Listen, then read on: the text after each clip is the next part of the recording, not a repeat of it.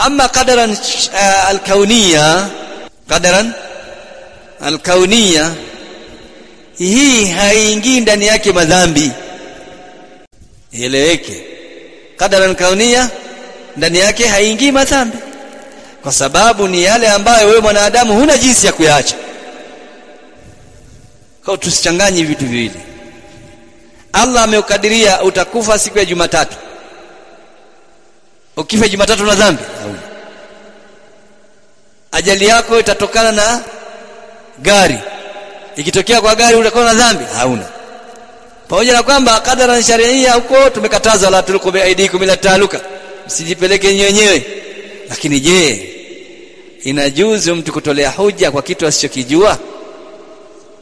Haijuzu mtu kutolea hoja kitu asichokijua. Na Allah alipoweka hii qadari aliificha ili asifungue mlango wa hujaj ambazo mtu anaweza akaja akazitoa. Sawa jamani? Kwa maana hiyo basi hukumu shar'i ni katika yale anayopenda Allah, na tayari mitume wameshatukuja kutuonyesha haya ndio anayopenda Allah. Kwa hiyo tunalazimika sisi kuyafanya, na tusipoyafanya Allah atatuadhibu, kwa sababu amesema makuna muadhibina hata nabatha rasula. Hukumun qadariyin kauniyin, hii Allah subhanahu wa ta'ala anaweza kaipenda wasiipende, na ikikutokea hukumu hii wewe hauna dhambi, kwa sababu la budda an yaqa, Allah akishaiweka lazima iwe.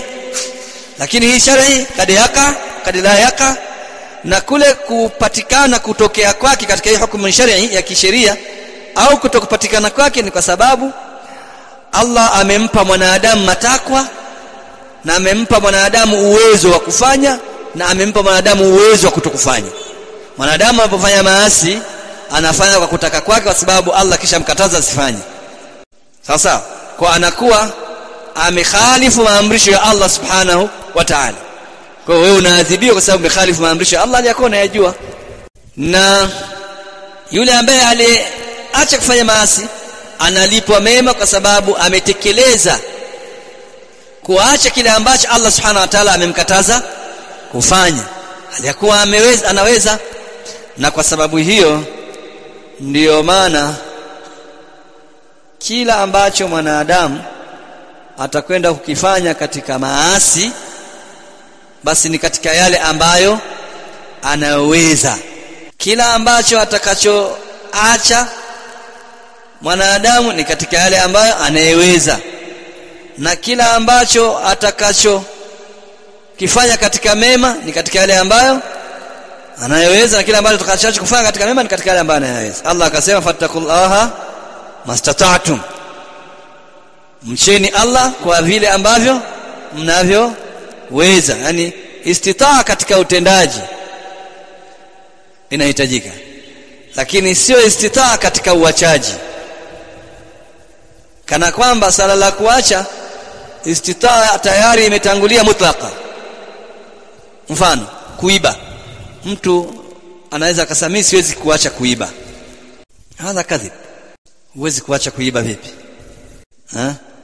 Kwa sababu al-aslu ni kutokuiba. Haya ndiyo maumbile aliyokuumba nayo Allah subhanahu wa ta'ala. Huwezi kusema kwamba huwezi kuacha kuiba, na kati sala la kuiba ni iktisabi, ni amrun muktasab, ni jambo mlivuna wewe mwenyewe. Kama jambo mlivuna wewe mwenyewe kwa kutaka kwako, maana unaweza kuliacha. Na hii inawapata sana watu ambao wana mitihani ya maasi, yale ambayo yanakwenda rudia, sala la kuvuta sigara, labda sala la kunywa pombe, sala la uzinzi, sala la wizi, sala la kula riba, sala la kucheza kamari, sala la usengenyaji, sala la utesi, sala la ushirikina, sala la uchawi na mfano wake. Mimi siwezi kuacha. Kuacha ni sala iktisabi, wewe ndio unalifanya, sio kwamba lipo. Tunafahamiana sio sawa ambayo lipo kwamba sasa ndio umeng'ang'anizwa. La, ni mtu tu ameamua yeye kufanya, kwa akisema kwamba mimi nina kazi zangu hivi, basi ndio aishaacha. Kwa hiyo hautoleta hoja ya kwamba mimi siwezi kuacha kitu fulani katika yale ambayo siyapenda Allah subhanahu wa ta'ala.